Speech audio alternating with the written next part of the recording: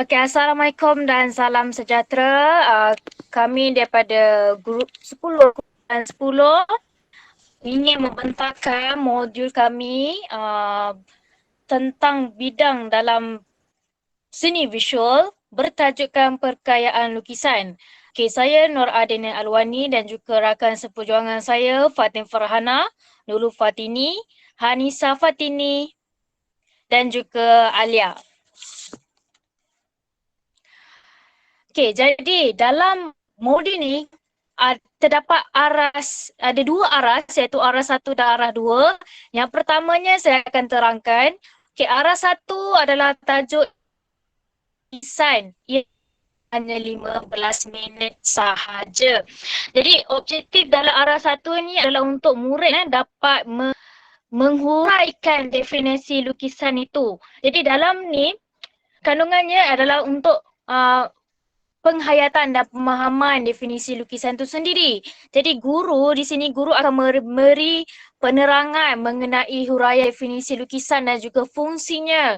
Guru juga akan menerangkan jenis-jenis media yang akan menggunakan untuk menghasilkan karya. Jadi daripada situ murid akan mendengar dan mencatat maklumat apa yang guru sampaikan. Sambil itu guru akan bertanya. Okey, antara soalan-soalan yang kita tanya, apakah jenis-jenis garisan? Apakah definisi lukisan itu sendiri? Jadi kita nak tengok, adakah murid faham apa yang kita sampaikan, apa yang kita terangkan? Okey, dari situ, jadi bahan bantu mengajar dalam pendidikan seni ini hanya menggunakan buku teks STPM Seni Visual Perayu dan EMK adalah bahasa. Jadi definisi, apa itu definisi lukisan? Definisi lukisan itu sendiri adalah merupakan proses atau teknik mempersembahkan satu imej atau bentuk dua dimensi.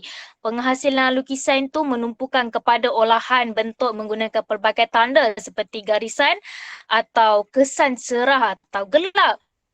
Seterusnya fungsi lukisan. Jadi fungsi lukisan itu sini itu menggambarkan ilusi dan ia merupakan kajian satu objek secara terperinci dan menyelesaikan pemasaran visual dan memberi gambaran idea awalan dan juga rakaman, papan cerita yang di situ tertulis penerangan lebih terperinci seperti lukisan teknikal.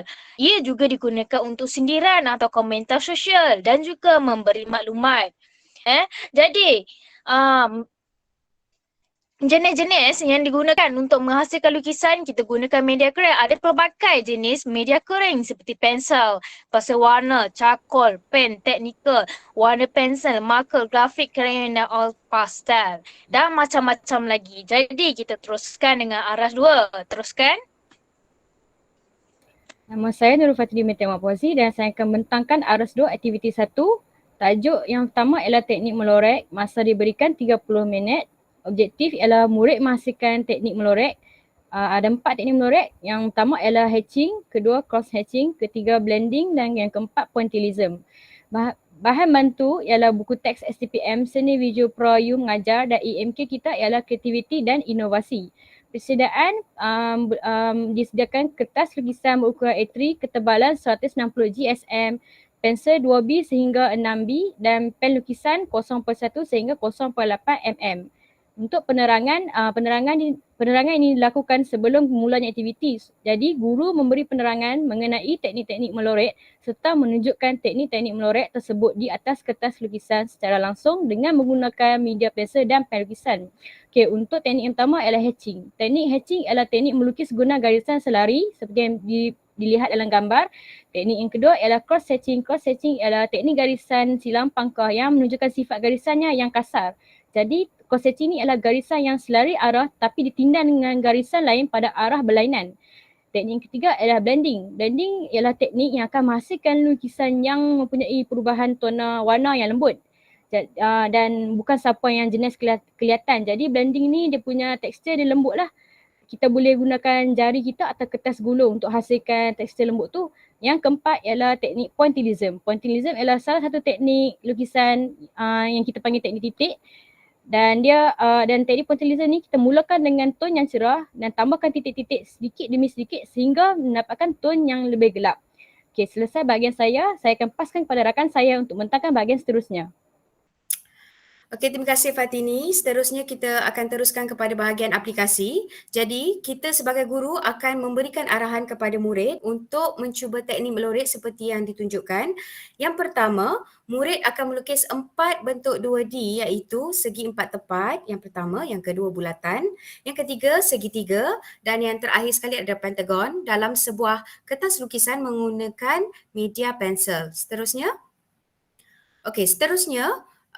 murid akan setiap bentuk 2D tersebut, murid perlu mengaplikasikan keempat-empat teknik melorek dengan menggunakan pensel 2D. Seterusnya, uh, ketiga, di dalam kertas lukisan yang lain, murid akan mengulangi eksperimentasi analisis dan mengaplikasikan teknik melorek berdasarkan arahan yang sama seperti sebelumnya dengan menggunakan media pen lukisan. Seterusnya saya serahkan kepada Hanisa untuk teruskan pembentangan. Assalamualaikum, saya Hanisa Fatini binti Syamsul Asmin akan menerangkan tentang aktiviti kedua. Aktiviti kedua ini adalah tentang kaedah melukis yang akan berlangsung selama 15 minit. Objektif bagi aktiviti ini adalah untuk murid menghasilkan kaedah melukis iaitu lakaran perspektif. Bahan bantu mengajar adalah buku teks STPM Seni Visual Prayu. EMK adalah kreatif dan inovasi. Persediaan aktiviti, murid akan diberikan kertas lukisan berukuran A3 dengan 160 jisim, pensel 2B hingga 6B, pen lukisan 0.1 hingga 0.8 mm. Sebelum bermulanya aktiviti, guru akan menerangkan tentang perspektif, kaedah melukis mengikut perspektif, iaitu 1 titik lenyap, 2 titik lenyap dan 3 titik lenyap. Ini merupakan contoh-contoh titik lenyap. 1 titik lenyap ada 1 titik, 2 titik lenyap ada 2 titik, 3 titik lenyap ada 2 pandangan. 3 titik lenyap pandangan daripada atas, 3 titik lenyap pandangan daripada bawah. Mengaplikasikan aktiviti ini, guru akan menunjukkan teknik melukis garisan perspektif secara langsung di atas sebuah kertas lukisan menggunakan media pensel dan juga pen. Seterusnya, murid bersama-sama melukis mengikut apa yang ditunjukkan oleh guru menggunakan media pensel dan juga media pen. Seterusnya, saya akan berikan kepada rakan sekerja saya tentang aktiviti ketiga. Baiklah, terima kasih Hanisa Fatini. Nama saya Fatih Farhana. Jadi saya akan membentangkan aktiviti ketiga dalam modul ni, di mana aktiviti ketiga ni adalah gabungan daripada aktiviti 1 dan 2. Jadi apa yang murid dah belajar daripada aktiviti daripada peringkat RS1 teori, RS2 aktiviti 1, aktiviti 2, berdasarkan apa pemahaman yang mereka telah pelajari, mereka akan aplikasikan kesemuanya dalam aktiviti ketiga ini. Jadi dalam tajuk aktiviti ketiga ini adalah lakaran struktur, objek dan kaedah lorekan. Masa yang diambil adalah 30 minit dan objektifnya adalah supaya murid dapat menghasilkan kaedah melukis iaitu lakaran struktur, objek dan kaedah lorekan. Jadi bahan bantu mengajar di sini masih sama iaitu buku teks STPM Seni Visual Prayu.